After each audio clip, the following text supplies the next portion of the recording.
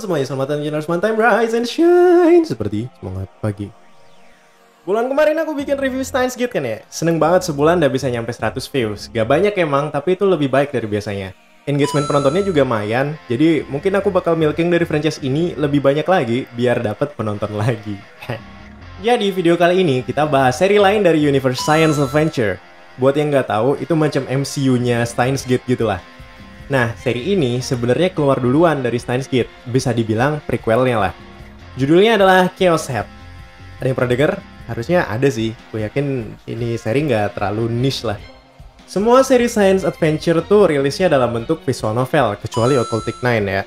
Jadi, awalnya aku mau bahas VN dari Chaos Head. Berhubung ini channel makin lama jadi channel VN Wibu kan.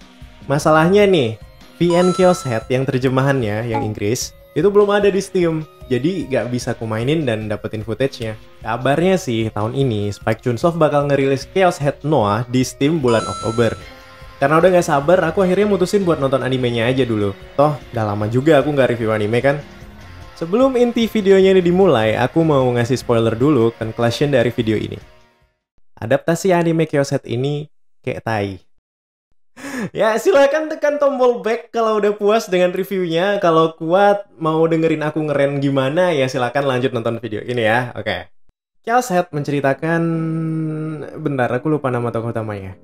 Kalian perlu tahu seberapa unmemorable anime ini kalau sampai-sampai nama MC-nya aja aku lupa. Kita cek My Anime List dulu. Nah, ini dia. Takumi Nishijo. Karena dia wibu tukang halu, mari kita panggil aja dia jadi Bulu biar lebih memorable ya. Oke, balik lagi. Jadi, cerita Chaos Head itu intinya adalah anak-anak SMA tukang halu. Nah, kehaluannya ini bisa bikin mereka ngubah dunia secara harfiah. Kejadian ini terjadi karena adanya irregularity dari gravitasi yang terjadi di Shibuya.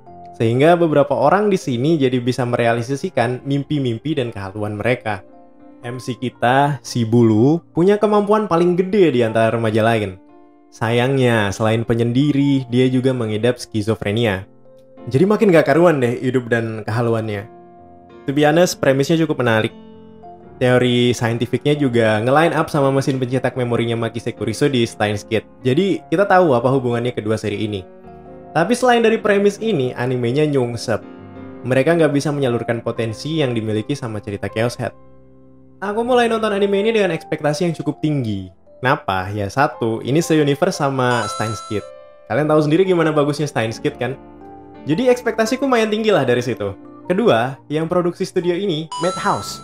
You know, Hunter x Hunter, Hellsing, Paprika. Banyak anime keren yang diproduksi dari studio ini. Mau nggak punya ekspektasi tinggi gimana kan? Di episode 1, seperti anime misteri kebanyakan, isinya pertanyaan semua. Nggak ada jawaban sama sekali dan kita dibikin penasaran dengan apa yang sebenarnya terjadi di Shibuya ini. Dengan ini semua, aku masih tahan buat duduk manis, menahan diri untuk gak melepas perhatian dari tontonanku. Nah, sampai episode 12, sampai tamat, jawaban dari pertanyaan itu gak ada yang diberikan, hampir gak ada ya. Adapun jawaban, itu gak dikasih dengan baik dan meninggalkan impresi yang apa sih gitu doang. Bener lah, ini anime dimulai dengan kasus pembunuhan misterius yang sadis gitu ya. MC kita tahu kasus pembunuhan ini karena punya masalah skizofrenia, jadi nggak bisa bedain mana yang nyata dan mana yang halusinasi dia. Nah, pas di akhir, kita dikasih revelation kalau pelakunya itu karakter yang minor banget, jarang dapat screen time, dan dari penyampaian ceritanya secara keseluruhan, hampir gak ada implikasi kaitan mereka dengan main villain dari anime ini. Oh ya, main villainnya juga the most boring ass villain yang nggak tahu kenapa dia pengen melakukan kejahatan. Well, oke lah, gak apa-apa, kebanyakan villain juga gitu. Tapi, gimana karakter lain? Well, they're also bland as fuck. Semua cewek di sini dipaksa sama animenya biar kita bisa simpati. Ada karakter satu ini yang gak bisa ngomong karena insecure. Bodoh amat, animenya gak nunjukin kenapa dia bisa insecure gitu. Peduli apa kita? Ya, mungkin bisa dimunculin simpati dikit sih. Tapi sifat simpatinya ini sekedar kasihan doang. Penonton sama sekali nggak bisa relate ke siapapun di anime ini. Karakternya banyak banget, tapi hampir gak ada yang berhasil di flash out. Kenapa aku bilang hampir gak ada? Soalnya karakter rambut panjang yang ini itu punya sedikit karakterisasi yang bisa diterima. Tapi selain itu, ya nihil, nggak ada. MC kita juga sama sekali nggak ada likable-ya.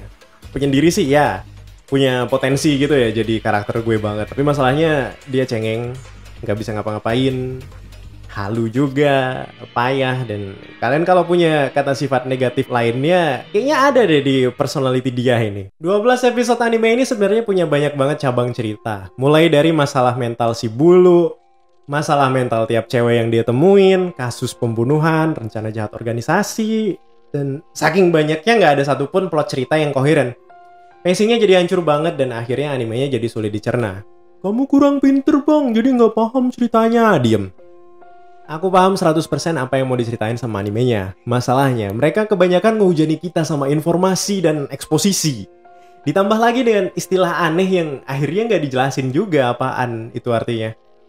Steins Gate juga banyak ngehujani kita sama informasi, tapi itu secara bertahap. Jadi gampang banget buat dicerna. Ada anime lain, Bakano juga, meski cuma 12 episode ya.